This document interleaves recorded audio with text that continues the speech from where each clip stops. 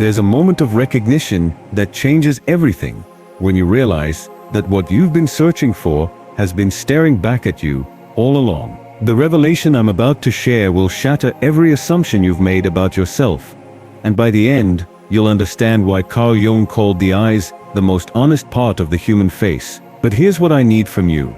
Stay until the final insight, because it's the one that rewrites everything.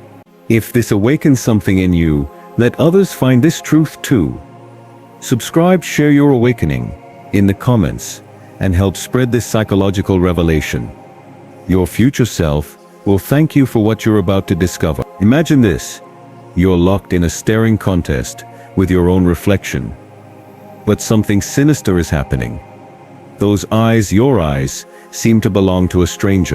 The brown depths that have witnessed your every triumph and failure suddenly feel foreign, as if they've been keeping secrets from the very consciousness they serve. Or perhaps it's those piercing blue irises that now seem to mock every decision you've ever made, revealing a cold intelligence you never recognized as your own. This is the moment Carl Jung warned us about.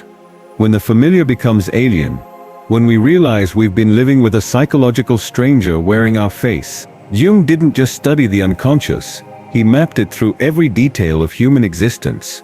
Believing that our deepest truths manifest in the most unexpected places, here's the psychological trap that ensnares millions.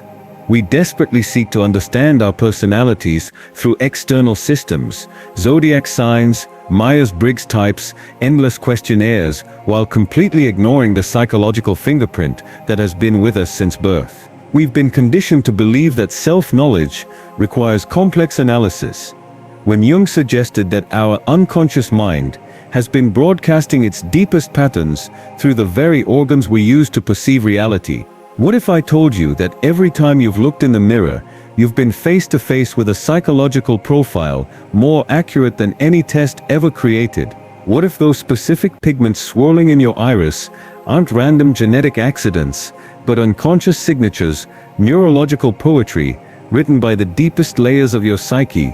Most people dismiss eye color as meaningless biology, a random roll of genetic dice, but Jung saw something far more disturbing. He believed that the psyche doesn't just inhabit the body, it sculpts it. Every aspect of our physical being becomes a canvas for unconscious expression, and the eye, these delicate instruments of perception, might actually be mirrors reflecting not what we see, but how our deepest self chooses to see. The question that should send chills through your psychological core is this. If your eye color is indeed a window into your unconscious patterns, what has yours been screaming at you that you've refused to hear? What if every moment of self-recognition has been a missed opportunity to understand the psychological forces that control your relationships, your choices, your entire experience of being alive?